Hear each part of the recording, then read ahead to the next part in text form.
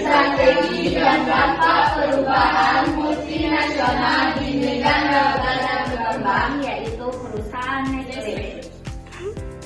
Baik, yang pertama kami akan menjelaskan tentang profil singkat perusahaan. Di mana yang pertama ada sejarah dan asal negara MNC. Perusahaan Nestle pertama kali berdiri pada tahun 1866 yang dimana berasal dari negara Jerman, seorang apoteker yang berinisiatif untuk membuat sebuah serial makanan bayi. Di mana pada masa itu angka kematian bayi lebih tinggi. Oleh karena itu Henry ingin mendirikan suatu perusahaan bernama Nestle. Indonesia dibuat pada tahun 1873 melalui impor susu kental manis merek yang kemudian dikenal dengan nama Pajak Nona.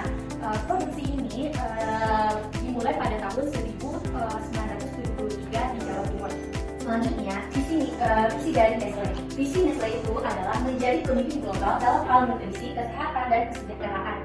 Selanjutnya, visinya adalah fokus pada peningkatan kualitas hidup dan berkontribusi pada masa depan yang lebih sejahtera. Selanjutnya adalah misi Nestle.